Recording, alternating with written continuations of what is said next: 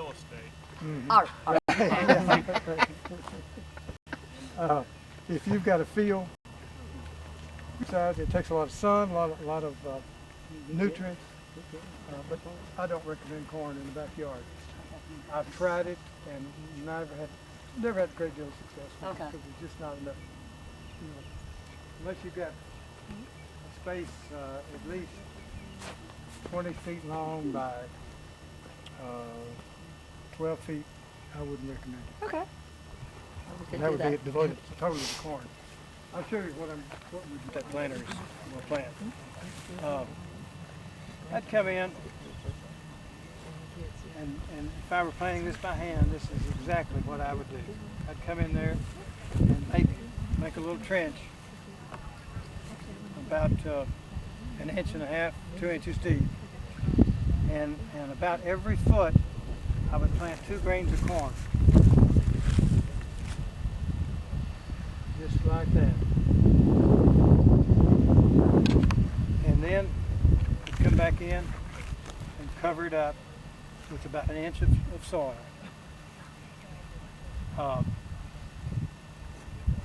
Just like so.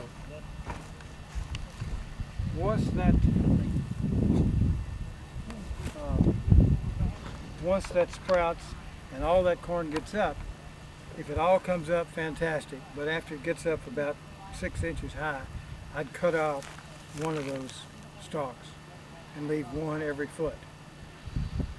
You'll get corn is like a lot of vegetables, beans the same way. You plant them too thick, you don't get anything, but stalk and vine. And that's really if I were planting corn. And now then, after we get that done, then we're talking about planting the beans. We're going to come in, and between every other hill, we're going to plant 2 bean seed on the 2 outside rows of the 4 rows. And those beans will twine up the corn. Now we're going to have to give those beans some help in finding that's corn stalk. Beans tend to have a mind of their own, and they'll wander off. So we'll help them wind around the stalk. And does it matter what kind of beans? Are you talking about like green beans, We're going pole to do a pole bean, pole green bean. There is a pole lima bean, but we're not going to do it. We're going to do, most people like green beans, and some people like lima beans. And lima beans is kind of like okra. You either like it or don't like it. There's no in between. And then after we do that first row, and it said come in 2 weeks later after the corn gets up. Birds love new corn seedlings. That's why I would recommend planting it twice as thick as you want it, because you will get some birds, you'll get some cutworms. There's just a lot of things that happens to corn. Then that'll be the way we'll do the 2 outside rows. We're going to do it every. You say those are 3 feet wide? Yeah. So we'll have approximately, this will be the 4th row. And we'll do the beans and corn the same way, 2 outside rows. Then on the 2 inside rows of the corn, we're going to come back in 2 weeks from after the corn, about 2 weeks from the time the corn is planted, and plant vine squash, spaghetti squash, and butternut squash, and that sort of thing. And pumpkins if we want it. And then later, yeah, we'll find a place for maybe and a corner somewhere. Yeah. And then what about the cucumbers? Did you want them in with the Cucumber, you didn't want those, right? Cucumber, I think needs more sun. Okay. What happens on the vine squash, they will grow out of the row and the squash will form. Well, cucumber tends to form close to the base a little more initially. Once you're picking cucumbers every other day. Okay. This type of stuff, when it's mature, it's mature. In the middle of May, you don't want to be between 2 rows of corn. Yeah. Bending over picking. You'll never find it either. But that keeps the inside planting keeps down weeds. We'll still have to do some weeding. Don't get me wrong. We're not going to get out of it that easy. But we're not doing this on the fully raised beds like we did over here, so I can help a little bit with that with some mechanical cultivation. And, so then he's got a tiller that I'll probably use some and just mechanically till up some of the weeds and so forth. But that's kind of what we've got in mind. And really, when we get it planted, anybody that's on the corn team, we need your help in planting of the beans, because we'll do those manually. In the same way with the squash, we'll do those manually. But once they come up, all we got to worry about is weeding. So anytime you can come out here and have a time, there's no sense. If you want to come out on a Wednesday afternoon or a Monday morning, that's fine. But just and you see weeds that need to be pulled. Or I like to, when corn gets up about yay high, about 6 inches high, I like to pull a little dirt up to it in the row. That keeps it stronger, keeps the wind from blowing it over. What about when we get the ears on there? You're going to need help getting the oil or something in There's a lot of things you can do. I don't know, have y'all had much trouble with the earworm, corn earworm? Big time. When corn starts tasseling, and the shoot will start, the ear of corn will start, you'll get the tassel in the top of the corn, and you'll get the silk starting. What's the silk on the little, starts out a little yellow silks out of the ear. That tassel, that pollen from that tassel falls into that silk, and that's how you get the grains of corn. Pollinates it. That's why you don't want to plant a single row, because the pollen blows away and it never gets down to the ear of corn. It blows out here somewhere. So here it gets a mixture back and forth. Once that corn starts silking, earworms, when it starts forming love, I bet most of you have bought corn and taken it home and peeled it back and you found a little worm. They're not very good. Particularly when you find, particularly like if you find a half one. But Especially not good. there are some types of stuff. You mentioned some stuff. There's an old method that somebody told me one time that they used, and they took a clothespin that we've got plenty of, and clamped off that silk. The silk was still showing, but it kept the worm from getting in and the eggs from getting into the ear. I don't know whether I've never tried it. I don't know if it works or not. But somebody was telling me about putting like mineral oil. Mineral oil? Like a little hand oil can. Exactly. Right. That's all I've ever used. But you almost have to do something. And how often you got to keep up with that oil? Well, it's about 3 weeks from the time the corn starts silking to it starts producing. So probably at least once a week during that time. So somebody got to walk through there. Yeah. Every single year. As corn begins to silk, it doesn't all do it the same day. This stalk will generate a silk and start maturing. The one next to it may be a week later. Or it just depends. And so you gotta, and I don't want anybody picking any corn unless you are an expert at it. I'm no expert at it, but I have had some experience with it.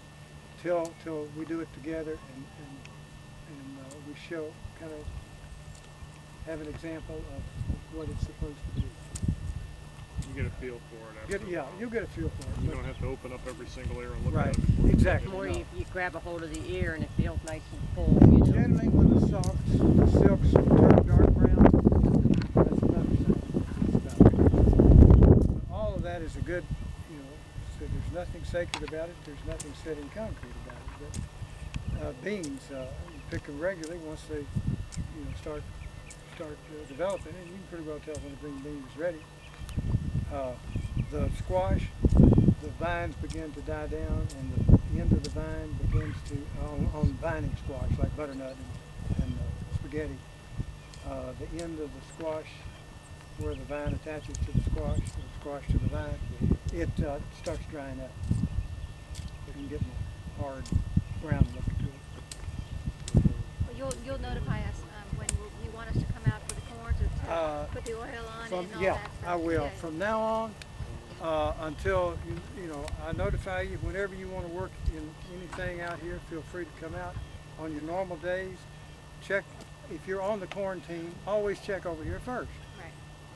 Right. But if you're not, and make sure you keep up your hours, and more if you can, because right now we're just in the planting stages until some of this stuff. We've got this garden over here that's beginning to come to an end, but we got these. It'll be a while before it matures. So we kind of got a little bit of a lull. It's actually just that one. This bed right here. What's this going to do? That's you. Oh. This is me. Oh, okay. All CSA right. gets one. I get one. Okay, yeah, I knew that was the case, but okay, that's fine. I just figured I'd keep it over there, That's fine. you know, Yeah. closer to everything else. Yeah, That's fine. But Brian's going to do the corn, plant the corn 200 feet at the far end. On this one? Well, both Well, of on them. both of them. Oh, okay. This is my corn, that's Robert's corn. Yeah. All right. Probably do darn near mirror image, but Yeah. Okay. That's all I've got. I've talked out. Well, thank you, Robert. That was excellent. it's going to drop it pretty often. You know, if you want, I can roll it a little bit and see how far we travel for every time this comes up. It'll give, you know what I mean? Just about how often you're looking at what, about 4 inches? Well, but it depends. See, you can change sprockets around on this and everything. Let me go ahead and try it once. I'll just roll it a little bit. All right. See how far you think it goes until you get one too. You want me to drop a few seeds in there to see? No, just try without the seed. Put a little weight on the roll. Okay. You mark where we started, huh? All right, there you go. All right, just let me go 1, 2.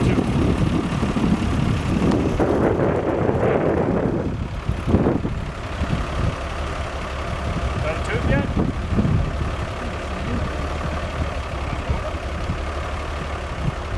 Oh, maybe I might be able to put a little more weight on it. All right,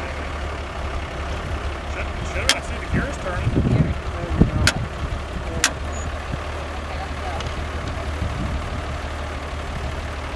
Okay, say when. Almost what you need to do when it clicks, slice it, click again, and then slice it. You know what I mean?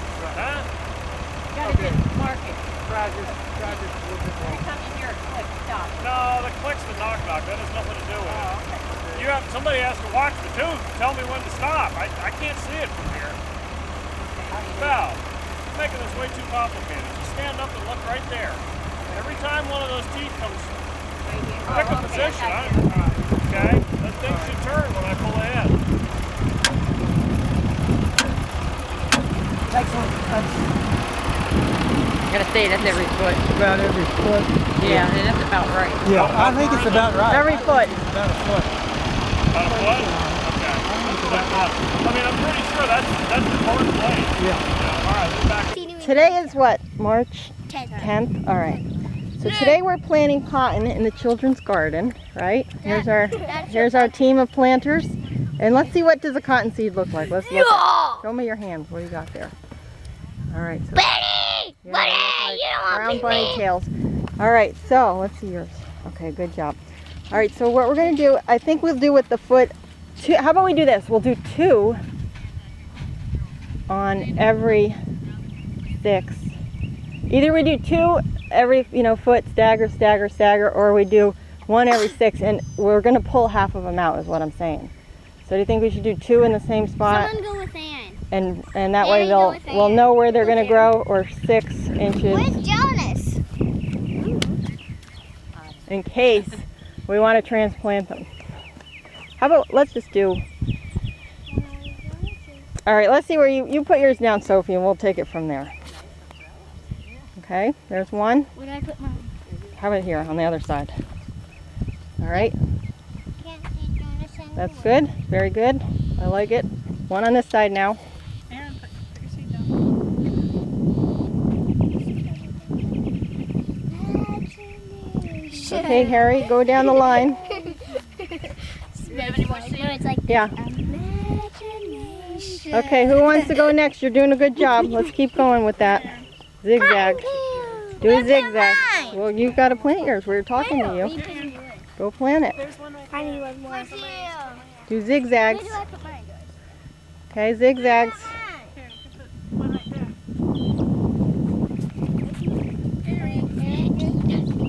You need more? Remember to Alright, put your I think we're almost done. push it We're in, gonna once save you some of see it, these. two, and then put your handprint. Cover it. Okay, yeah, now cover it up. Not too much dirt, not too much dirt, just a little bit of dirt, and then push it down with your handprint. Like this. Cotton.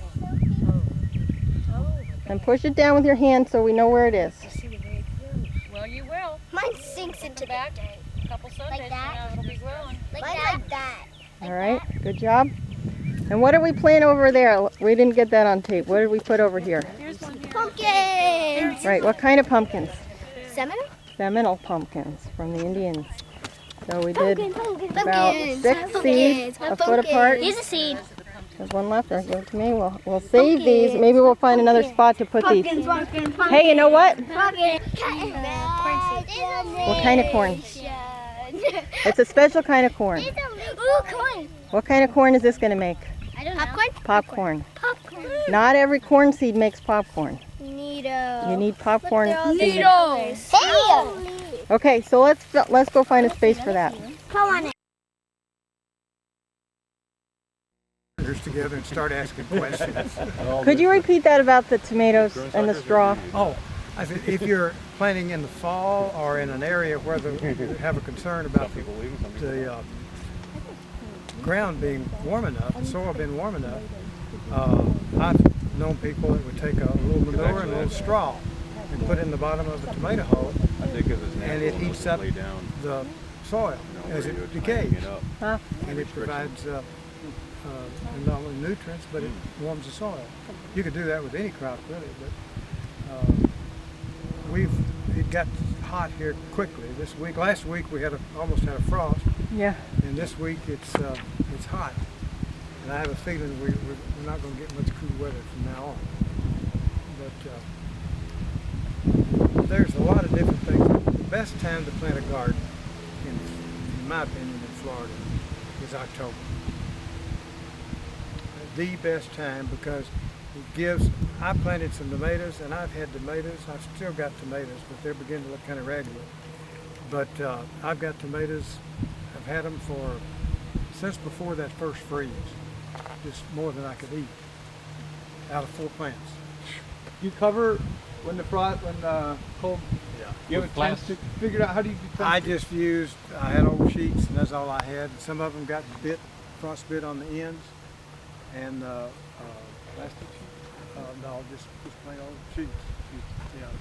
Yeah, they tell you don't use plastic. Plastic. I tell you what, I lost a mango tree that I planted last summer, and I'm convinced what I did was cover it with plastic. And that's the Yeah, only we thing I lost covered. all the mango trees back there. Oh, there not a single one of them survived? Nah. I knew a lot of them looked like sticks last time I went back there to water. 14 trees are dead. There's not a. So we have I, to plant bummer. them when? In September? 20 are alive. I don't know. I don't know enough All the ones about inside the tropical boxes fruits. we made are. Those are awesome. Okay. If they all had a box, those are doing the best. Yeah. Tropical Because fruits, no I ghost don't could know, eat their leaves 'cause either. I haven't lived in They've had Florida goats for back years. there 3 I'm times. a southern Damn boy. goat. Born Oh, and that's bred. all it takes. All it takes. You give a goat Never 20 this far minutes and south. it'll. I lived in Jacksonville That's for it. 3 years. Yeah, they were right against South it. Carolina, Protection against the Tennessee. wind, right? Yeah, they're doing phenomenal in the boxes. So we should plant them in early October. Well, no, before the summer for the rain. It does I would Probably think right now, it might frost is now over. Might be the right time. for trees. I don't know. Because then we have to water them by hand though. Whereas in the summer, they got rained on and rained on and rained on. Yeah, that watering by hand is somewhat. That gets tedious, doesn't it? Yeah. It takes some effort. Yeah. I've done it a couple times by myself. It takes about an hour and a half to put 2 buckets, 2 pails on each tree and sticks that I was watering. Yeah. Well, Watering now on there's sticks. 14 less. If you're out here sometime and you see that this bed needs more water, or you're out here and you check underneath and you see a little sprout begin to take the roots off. So are you going to be hooking this up? I've got to get with Brian, Okay. and I don't have a connector that goes from 1/2-inch pipe thread to garden hose, and I don't have a connector. So I got to get one. Got a time, but I enjoyed it. Thanks for doing it again. Bye, everybody. Yeah. Thank you for Hi. coming. Take care. Worms from going out. Let's see. Where are they hiding? Yeah, because I just brought up a whole bunch of them, but I must have gotten annoyed. How often do you add more? Here they are. Here they are. How often do you add newspaper? Oh, maybe once every month or two. Because they'll eat the paper as well as it being good for covering them and keeping the moisture and temperature right for them. So like once a month you add the paper? Probably even less. It keeps the moisture lower because they can get overly wet. Well, this is super for the drains. It keeps the moisture even, so that it doesn't get too dry or too wet. Right. And then did you say you take them out and that's when you get the liquid, or? You can take the liquid out while they're still in there, or I get the liquid also when they're draining. When some of the food or items are draining out as they eat it. There's some little holes on the bottom for drain holes. Oh, okay. So this sits in here? Yes. I see. Yes. And then I take this out about once a week. If there should be too much, if the foods that I've given it put too much moisture in there, it drains out into here, and I'll take this out and use it over my plants because that's some compost tea. Yep, right. Excellent. Okay, so you've got little holes about... Oh, here's a whole bunch for you. All right, yeah. Okay, so you got, these are air holes? Those are air mostly? holes. Right, the bottom ones are drain holes, and these up here are air holes for them. Let's see. So about an inch apart on the bottom? Or so? Yes, I did that. Yeah. All right. Okay, excellent. This is totally why I came today. I wanted to see this. Ah, good. So, and I have lots of information right there. All right. That is enough information. How much? How many worms did you start out with? Just a little container? A cup or two at the most is all you need to start with. Like from a bait shop? Right. Red wigglers? Red wigglers or red worms. Okay. Those are two different species, and either ones will be fine. And then you that's all just food in there, no soil? Oh, well, no. I do like to start with some topsoil, but you don't have to. You can either use something like peat moss or just shredded paper. Okay.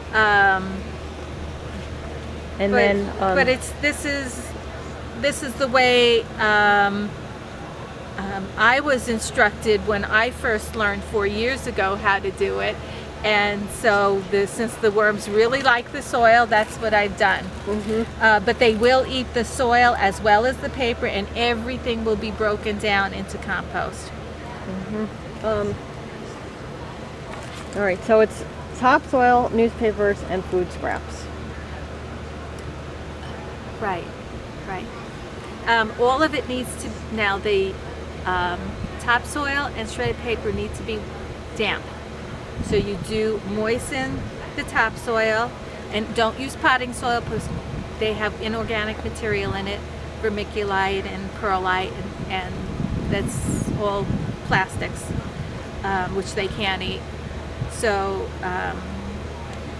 you don't use that. You put in things like coffee grinds, including the filters. They like the paper. You put in banana peels, which you cut up because it's a little fibrous, but you should wash them first, just like you would wash apples before you eat it.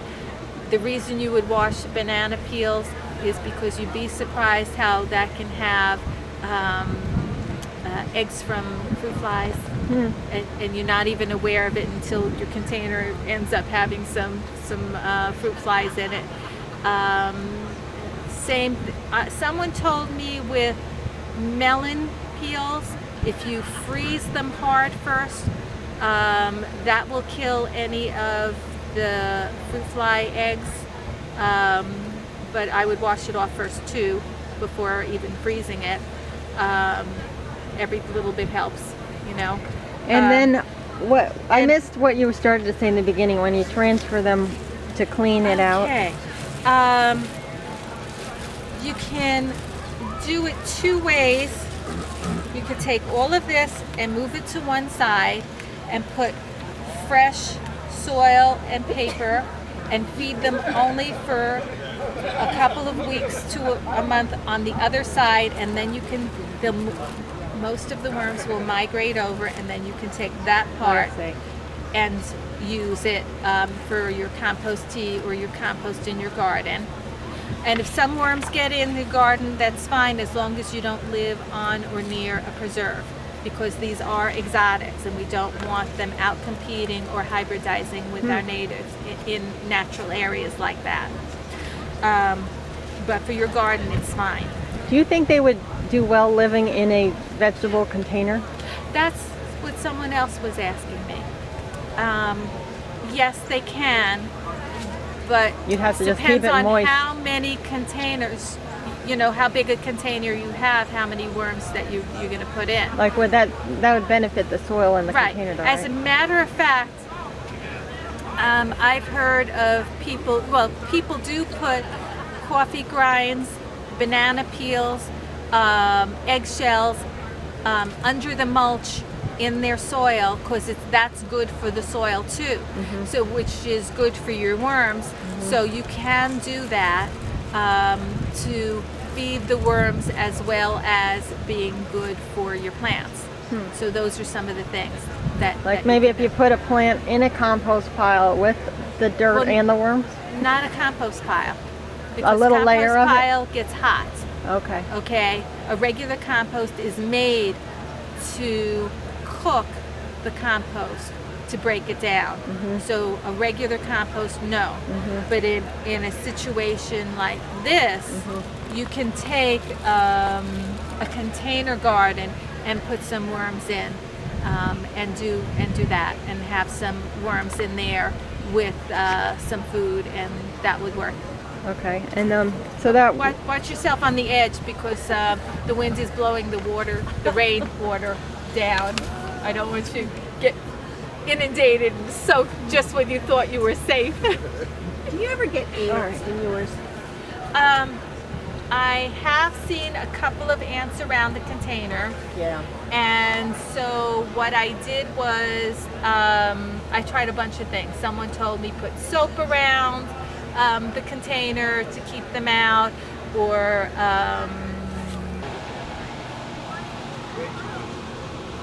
all of that information is taken from this book. Oh, okay. Okay. All right, I have that book.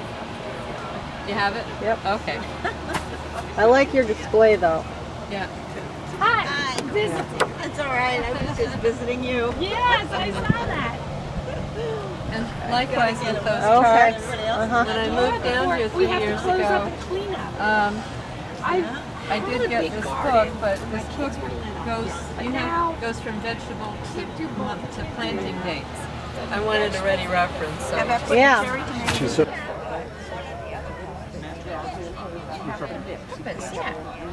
They're all different colours. Oh, this one is cute. I usually don't look anything like my name, and no hen ever sat on me. Think about what hens sit on. Yeah,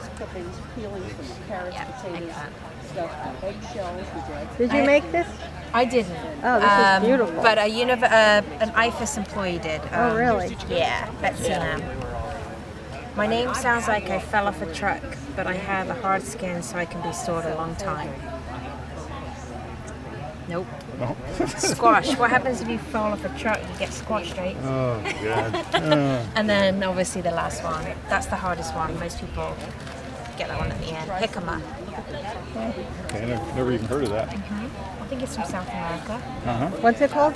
Jicama. Oh yeah, right. Did you look at the veggie garden? Huh. Pretty cool, right? Very cool.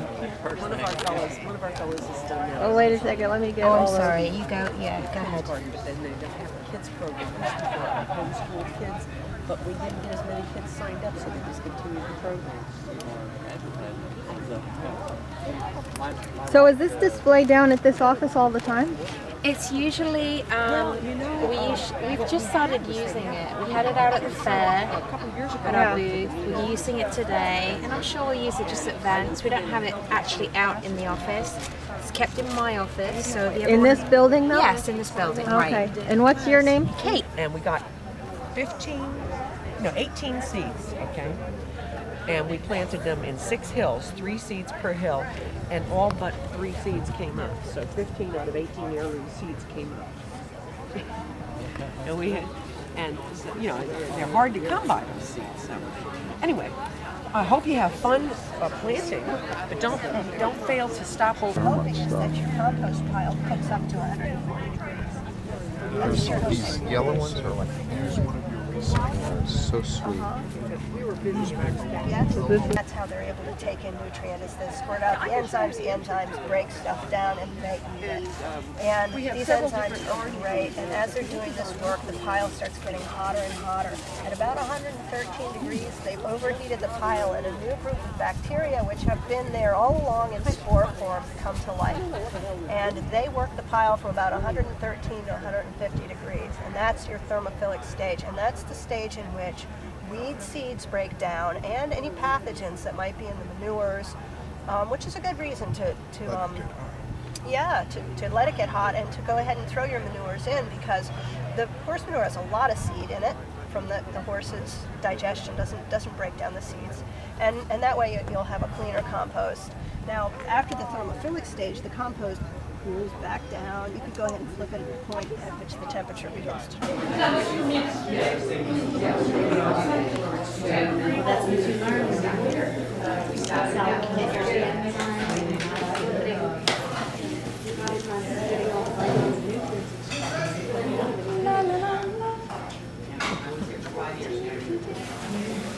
Yeah, the ginger's a little added.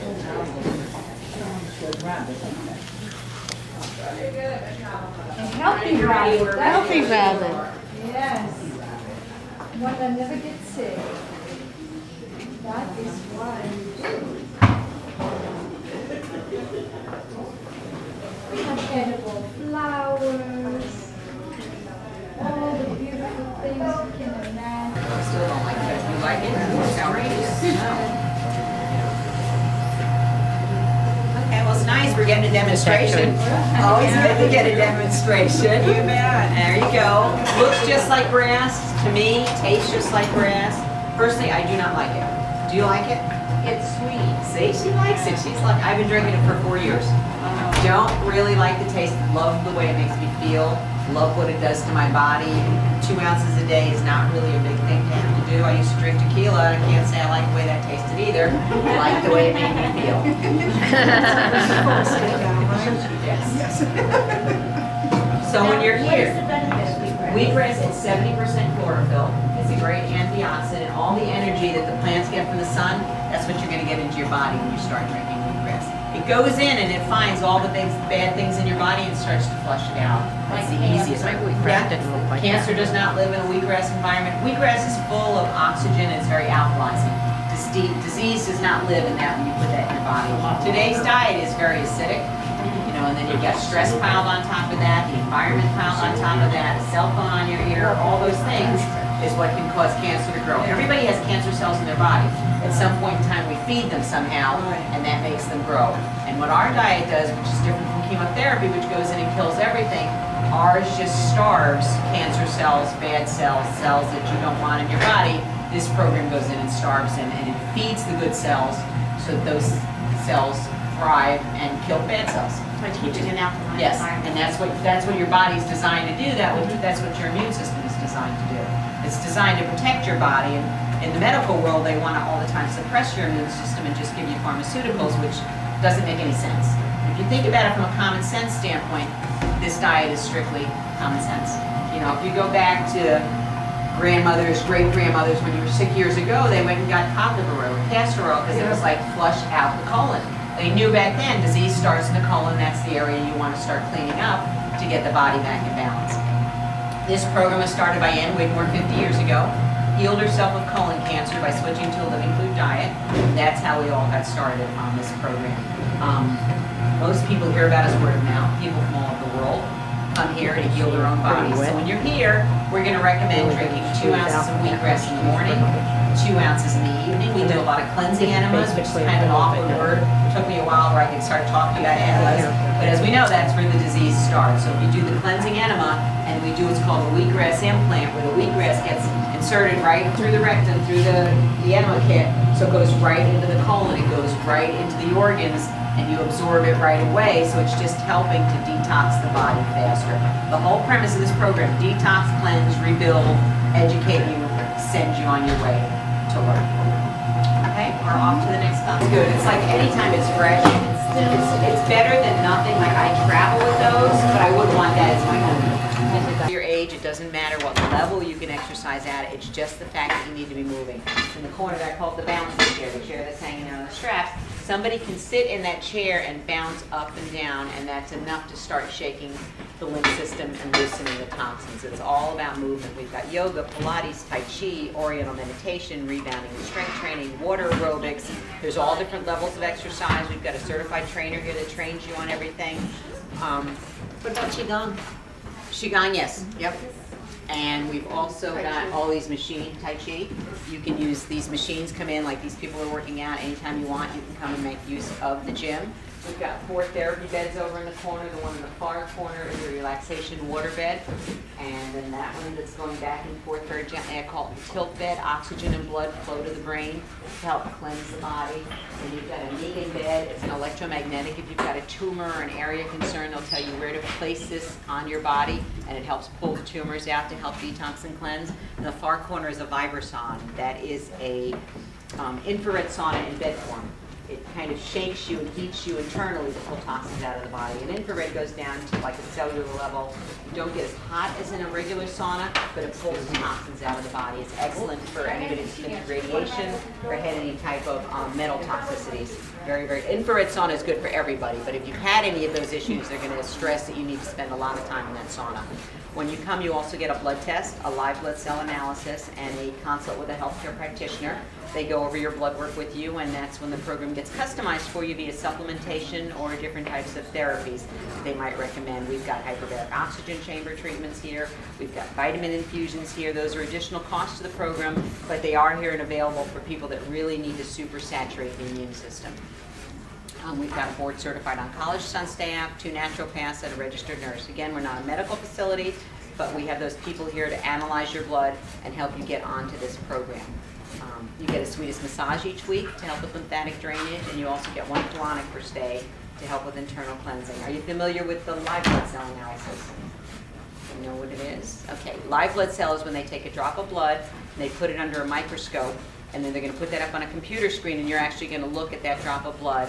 And they use it as a diagnostic. If there's parasites or candida, you'll actually see that in the drop of blood, and they'll point that out to you on the screen. And they also tell by the way your blood is moving, the way it's coagulated. You want it to be free-forming, not stuck together, not chains of blood, because those are all precursors to mean that something else is going on. You get that on the first week, you get it again on the 3rd week, and you usually see the difference in your blood work between week 1 and week 3. High blood pressure and cholesterol are a given. Those usually go down while you're here, because that, again, those are lifestyle. Those are all things that we've done to ourselves to get those elevated and high. So when you start changing your lifestyle, your body starts to change. Anybody have any questions so far? How soon can you see the live blood cell result based on, like, if you ate a meal or something, would it change that fast? Oh yeah, like if you do it on an empty stomach and then you do it on a full stomach, oh yeah, the blood's is going to look totally different, because it's going to be very slow and sluggish because you're digesting. And then it also depends on what you just ate.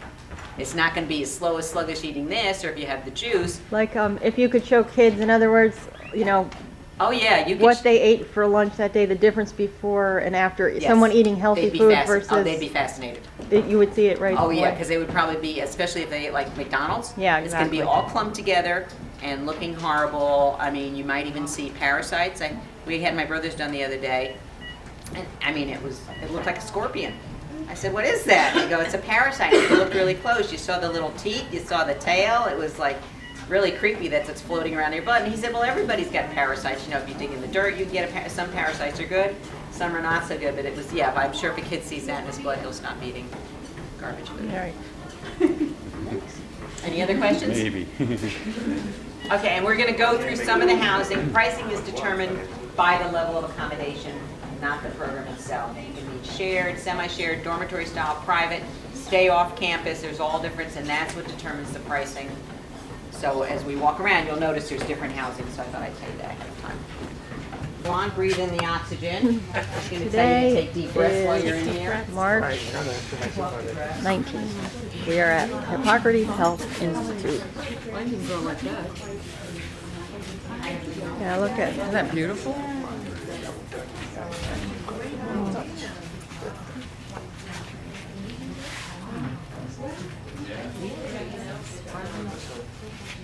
Go ahead. We've got our guest speaker, which it's rare. We get somebody that's actually runs this greenhouse to talk to us. So, there you go, Michael. I know, but I'll stand in the middle. Hi, everybody. Hi. Welcome to our greenhouse. This is kind of the heart of Hippocrates, the lifeblood of Hippocrates. Basically how this whole thing got started 50 years ago in Boston with Ann Wigmore. She had healed herself from chewing on lawn grass. You know, a lot of people think, well, it's wheatgrass. You know, wheatgrass is the #1 thing. Actually, the program was founded around lawn grass. She talks about being in Central Park one day chewing on that grass. Probably not the best grass to be chewing on. And she, you know, she got sick from it in the beginning, which you've all probably seen cats and dogs getting sick from it. Mm-hmm. What you don't know is exactly. I mean, instinctively they know when they're not feeling well, that's when they go chew on grass. So they're already sick. They just want it to come up, or they want it to get out, or they know if the grass stays down, it's going to help them. So they kind of see it as their doctor, per se. You know, they can't literally tell you they're sick, so you open the door, they run outside and start chewing on the grass. And you notice that there's always that spot in the yard that they go to chew on. And there's a reason for that, because that's kind of what smells the best, what's the best tasting to them. And now this is why Ann Wigmore chose wheatgrass. After she healed herself from lawn grass, she figured, well, what's grass, you know, would be the best to use. And she took all these different grasses, she grew them, and she put them on the ground, put the cat in front of them, the cat smelled them all and started chewing on the wheatgrass. Wow. So really the only reason way back when she started even using wheatgrass. And this is now obviously really large. It's a big, I guess it's getting bigger and bigger. It's growing, yes, that's a good way to put it. It's growing out there, and the juice bars are popping up all over the place. Juice bars are going right next to the big coffee shop. They figure, hey, you know, Starbucks, they did all the work. We'll park right next to them. It's got to be healthy people somewhere. Unfortunately, though, a lot of juice bars are basically candy stores for vegans and vegetarians. Because what are they making in a juice bar? They're taking a pitcher, putting ice in it, not a lot of nutrient and ice cubes, and then they're going over to the fake juice container, and not a lot of them are using real fruits anymore. They're just using that little fake juice, which is about 60% sugar. And then they're going over to the protein powder and charging you another $2 for the protein powder, which is also about 60 to 80% sugar. So you're basically getting sugar on top of sugar. Now with wheatgrass, you get life. You get everything and anything your cells need to rejuvenate, and basically now your body starts taking over, the immune system starts healing, and it's the lack of food that we serve you that actually starts healing your body faster than anything else. You know, a lot of people think, well, it's the wheatgrass, you know, it's the green juices, it's the raw food diet.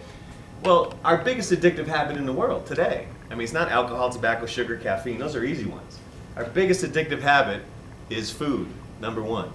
And we're programmed and trained to eat 3 times a day. You know, a lot of us think, well, I have to eat 3 times a day. And I was actually at a buffet 2 weekends ago, and I was following around this woman that she must have been in her 70s. And I was looking at the amount of food she was piling on her plate, and we get to the end of the buffet line, and I thought to myself, wow, that's enough food for me personally for 2 days. This woman was going to eat in one sitting, in one meal. And it's funny because, you know, a lot of people out there, again, we're trained to eat 3 times a day, breakfast, lunch, and dinner. And it's also a big thing because, raise your hand if you agree with this one, emotional eating. Does everybody agree with that? Because we're all kind of emotional eating. We're eating because we're celebrating, we're happy, we've got a job, you know, we're whatever, getting married, we're going to eat, going to eat, going to eat. And then we're celebrating because of the other reason. We're depressed, we're sad, we're alone, we're going to eat, we're going to have Ben and Jerry's, we're going to treat ourselves because we're, you know, we're scared, whatever. And it's unfortunate, it becomes a big addictive habit. And the hardest thing to get over is food. So we take people from your crazy, stressful world out there and bring you to a supportive environment, first of all. That's a big thing. You know, it's getting faster and faster out there in the world. It's hard to find anybody to even talk to that you can actually say how you feel and they're going to listen to you. And they're not going to think you're crazy for the way you think. And so you get a supportive environment here, which is a great thing. I have to check myself in. You know, I've been in this for 18 years. I'm actually 73. And you know, and I personally, I have to check myself in 1 week every 6 months. And people say, why don't you do it at home? You've been in this for 18 years. I tried to do it at home once. I tried to do a little 1 week cleanse at home, and the drive from here back to my apartment, which is only 2 miles away, was so stressed out. I mean, you got a street light and it turns green and someone's, you know, beeping at you because you're not flooring it right when it turns. It's stressful out there. And it just felt like it ruined my whole cleanse and my whole detox that I was trying to do. So I checked myself in here. And I actually will just do the green juices and wheatgrass for the entire time that I'm here for a week. I don't touch the food on the buffet. I just do green juice and wheatgrass. And people say, well, you're not eating. I am eating. Every time I have a 2-ounce shot of wheatgrass, I've gotten a meal. That's 5 pounds of fresh vegetables, nutrient value. And then every time I did a green juice, which includes our sunflower greens, our pea greens, a lot of things you see in here, well, every one of those green juices is a meal too. So we give you 3 green drinks a day, 2 shots of wheatgrass every day. That's 5 meals a day, 7 days a week you get here at Hippocrates without ever touching the food on the buffet. Okay, so do you have to eat? Well, the silliest question that I've ever heard is, there's not enough protein in the raw food diet. And before you can say that to me, you need to answer this question. Where are the huge mammals that live on this planet Earth, where are they getting their proteins from? Because we're mammals, they're mammals. And they have hair, skin, eyes, teeth, internal functions, muscles. They have those things, we have those things. So where are they getting their proteins from if they're living on grasses and leafy greens? Tell me where it's coming from. Explain that to me in detail. Because, and that's the whole thing, you know, people think, well, they're different than us. Well, first of all, we're both mammals. The difference between us and them, I'll tell you right now, they chew their food, right?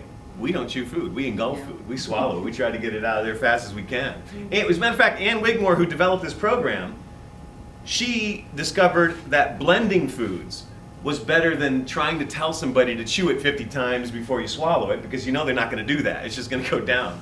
But if she blended it first, then by the time they ate it, now their body was a lot easier to digest, and it just kind of passed right through. And the body was able to get the nutrient that it needed from that food, and it wasn't so hard to digest it.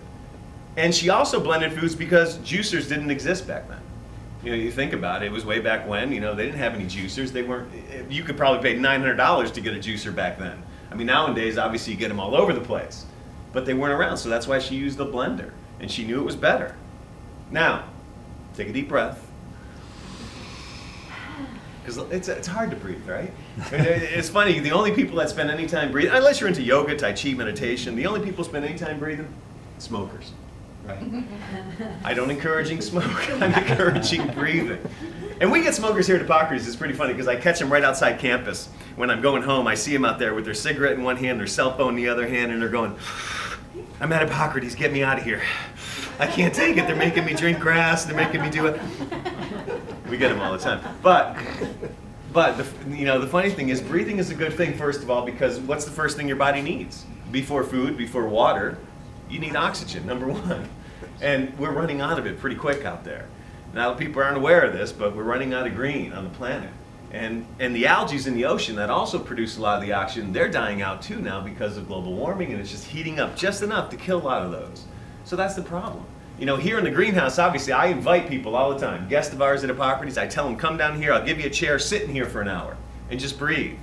I can barely sleep at night, because I work in here for a couple hours, 6 hours a day. I can't sleep.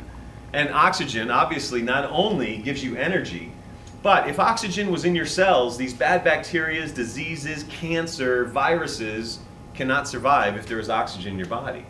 I mean, it's literally that simple. And so what Ann Wigmore learned is grasses are the most complete foods. Leafy greens are second, but grasses are the most complete. And also the chlorophyll in the grasses help the hemoglobin distribute oxygen to the cells. So there you go.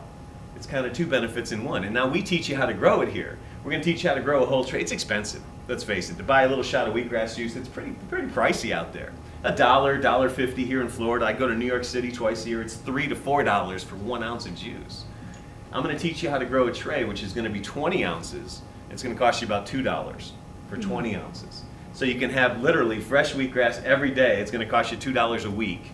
And literally, if you were doing that, you can now start getting rid of your 1 a day plus irons, all those little vitamins that your body's probably passing through anyway, and just do your fresh 2 ounces shot of wheatgrass. You wouldn't need any more than that at any one time, by the way. 2 ounces is the max.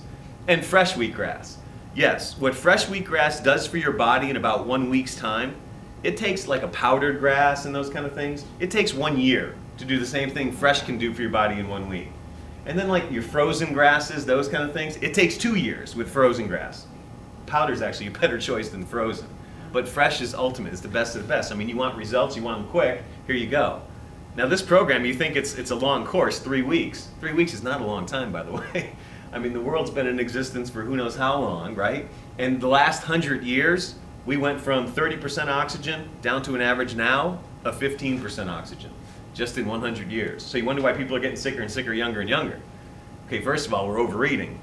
And then secondly, we're not getting enough oxygen in our body. So take another deep breath, go ahead. It's free, I'm not charging you, breathe it in. Little tip jar on the way out, just put a $1 in there, it's awesome. It's funny because our therapy building here, the biggest room to date is dedicated to oxygen in our therapy building. Biggest room right now is dedicated to oxygen therapies. We have hyperbaric chambers, we're doing a lot of things with oxygen. As a matter of fact, if you go to the medical field and you have a cancer, well, if your HMO covers it, doctors will put you in a hyperbaric chamber to slow your cancer down. Yeah, it does, because it raises the oxygen in your body. So, again, another deep breath, go ahead. I'll tell you what, I'll give you a whole hour-and-a-half lecture right now on breathing. Ready? Right now, here it comes. Count to 3 on the inhale, count to 3 on the exhale. There you go. I gave you a whole hour-and-a-half lecture on breathing. If you want to learn how to grow these, everything you see in here, we have sunflower, we have pea greens, we have wheatgrass. Those are the things we grow in the soil. I always will use soil because of that connection to earth. We got to get connected to earth again. And then we have some hydroponic things in here. We have mungs, lentils, fenugreek, alfalfa, clover. And I'm going to give a lecture on all this. We do it for the public like every 6 weeks. And the next one's coming up April 4th. It's a Saturday. Mm-hmm. And it runs from 10 a.m. to 4 p.m. There's flyers over here. There's flyers up at the front desk. But that's a lecture that we do for the public. It's a one-day thing. It's $49. You get 2 great lectures. You get me in the afternoon. You get our executive chef in the kitchen, Ken, in the morning. And you get a buffet lunch here, which is a $20 value in itself. So it's a great day. So if you want to learn how to do it, maybe this is the practical side. Maybe this is the side you can afford right now. This will get you started. That's great. Obviously, a lot of people can't come here right off the bat. Some of you maybe just come to that class, start to get into this, and then come here, which is great. You might as well start now. What are you waiting for? Waiting for someone to tell you, oh, you're sick, before you actually come here? Don't wait for that. Come here now. I mean, like I said, I have to come here now too. I have to, even though I work here every day, I got to check myself in too. We all need it. We all need to be cleansed, and we all need to be in that supportive environment too. That's an important thing. I just actually added a link on my website. I'm going to put it on the Hippocrates website soon enough. And I gave a lecture at Tavern on the Green up in New York City just last month, and it's a whole hour long. It's from beamgreen.com. And you can get through it if you go to beamgreen.com, but I'm going to put a link on the Hippocrates site. And if you want, basically what I just said, including a lot more, and you want to kind of just tell other people about it or show people this little 1 hour lecture to kind of give them the basics. I touch on what's simple is true. I don't believe in the whole science part of it. I don't need that part of it. I get it. 18 years I've seen people go through this program, they heal themselves. I'll give you a 95% rate that people get better coming through here. You go to the medical field, and they're going to be doing maybe chemo or radiation, they're going to give you 50-50. What is 50-50? It's nothing. They said the exact same amount this way is this way. I knew that before I even came in here to take it. Why would you tell me, you give me 51-49 at least. 50-50 is nothing.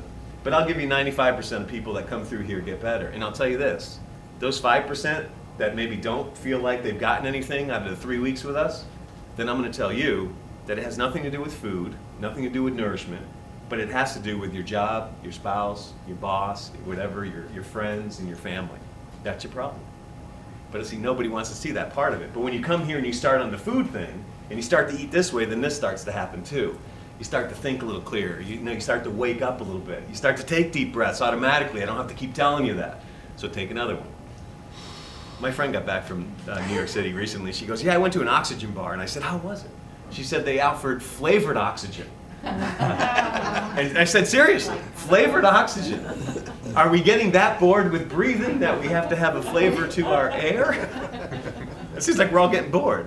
But there's better things in life than to let food define your happiness. And I think a lot of people are doing that. They're making, waiting till someone tells them it's okay to eat chocolate, right? Look at David Wolf. I love David Wolf. I've been to a lot of his lectures. He's a great guy. He's in this field. And now he's teaching raw cacao, basically. But it's chocolate. So he's basically telling people it's okay to eat chocolate. And who's going to argue with the man? Nobody. Nobody's going to argue with them. They're going to go, oh, he said I can eat it. Yes. How much is it? How much is it? And the guy's a millionaire. I think I'm pissed off because I didn't think of it first.